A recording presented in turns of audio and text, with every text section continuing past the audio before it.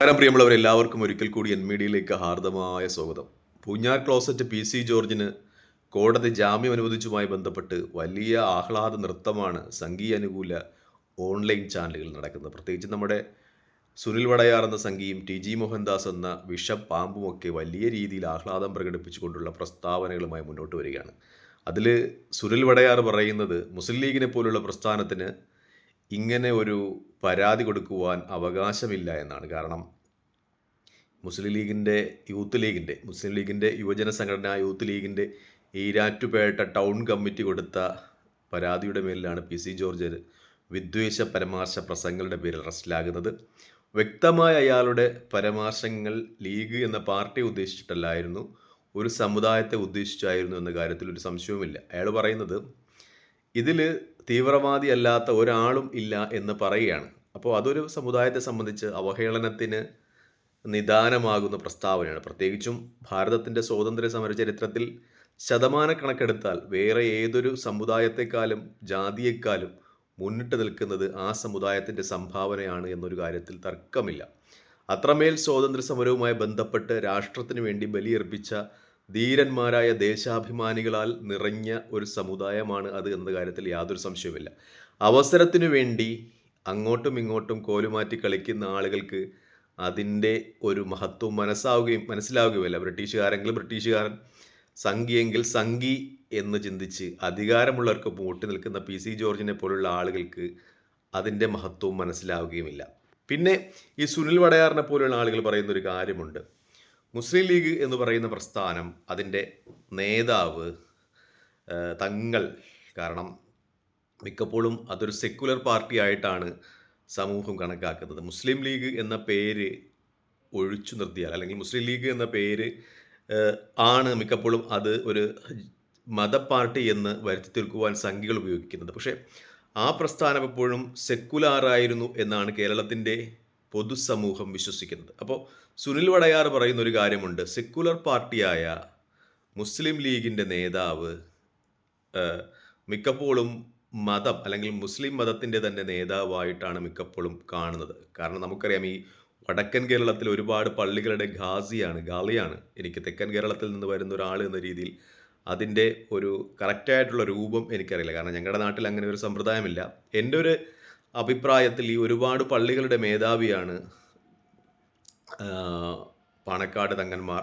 അപ്പോൾ അതുകൊണ്ട് സമുദായത്തിൻ്റെയും റെപ്രസെൻറ്റേറ്റീവാണ്. അതുകൊണ്ട് അവരെ എങ്ങനെ മതേതരവാദികൾ എന്ന് വിളിക്കാൻ പറ്റും എന്നാണ് ചോദിക്കുന്നത്. കാരണം മിക്കപ്പോഴും ഒരു മുസ്ലിം മതത്തിൻ്റെ ഒരു അവസാന വാക്കായിട്ട് കേരളത്തിലെ തങ്ങന്മാർ മാറാറുണ്ട്. അതുകൊണ്ട് തന്നെ അവരെ എങ്ങനെ സെക്കുലറായി വിളിക്കും എന്നതാണ് ഒരു ചോദ്യം.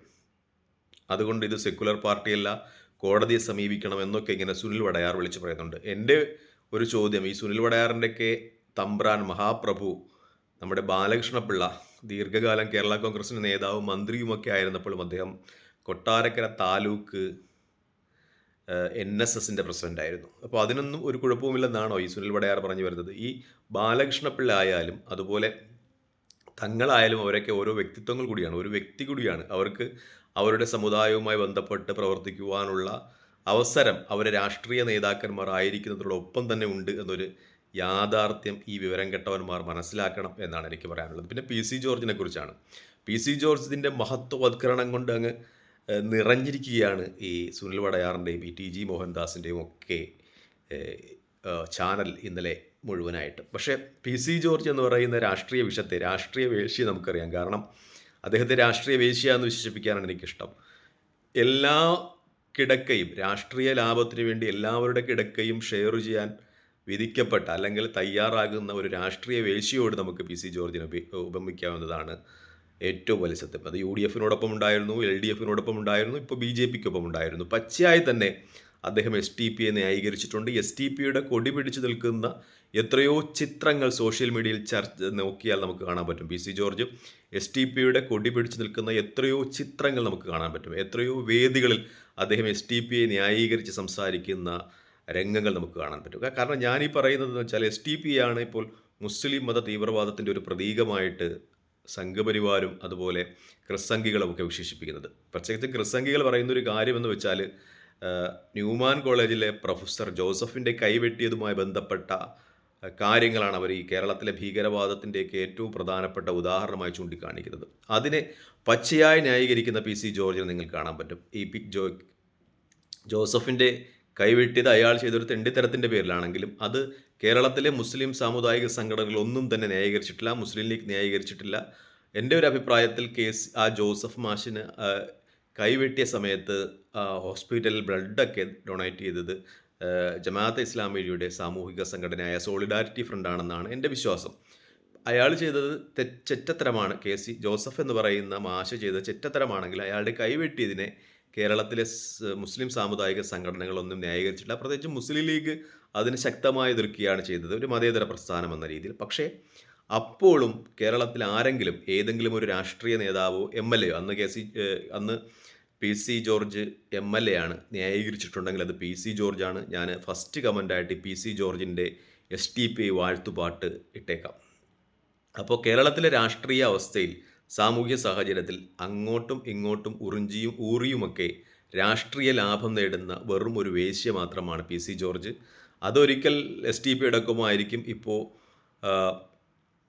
RSനൊപ്പമാണ്. RSനൊപ്പം ചേർന്ന് ഒരു സമുദായത്തെ അവഹേളിക്കുന്നു. വ്യക്തമായി തന്നെ അയാൾ അവഹേളിക്കുന്നുണ്ട്.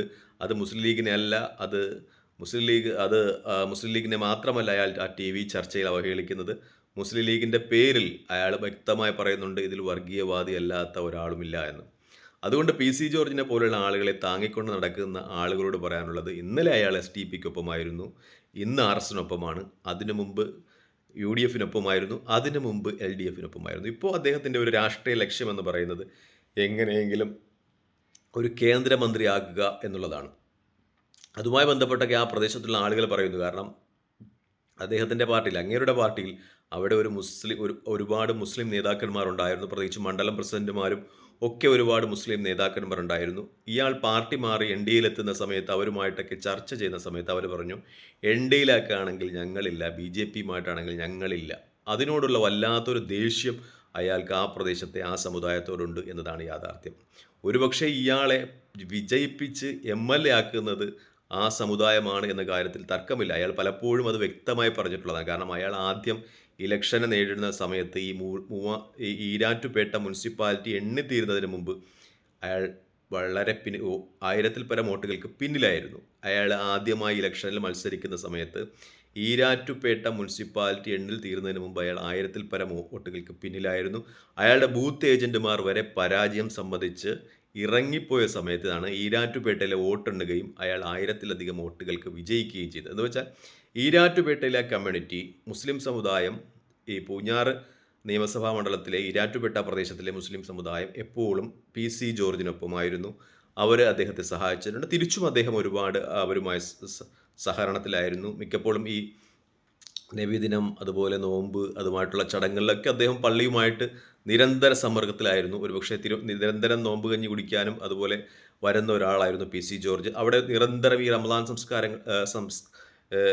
റമദാനുമായി ബന്ധപ്പെട്ട കാര്യങ്ങളിലൊക്കെ ഇടപെട്ടുകൊണ്ടിരുന്ന ഒരാളായിരുന്നു അദ്ദേഹം. പക്ഷെ ചില കാര്യങ്ങളിൽ രാഷ്ട്രീയ ലക്ഷ്യം വെച്ച് അദ്ദേഹം BJPയുടെ ഒപ്പം ചേർന്നപ്പോൾ അദ്ദേഹം അവിടെ വിദ്വേഷ പ്രസംഗങ്ങൾ തുടരുകയും അത് ആ സമുദായത്തിന് ഇൻസൾട്ടായി തുടങ്ങിയപ്പോൾ അവർ കോടതിയൊക്കെ സമീപിക്കുകയുമായിരുന്നു എന്നതാണ് യാഥാർത്ഥ്യം.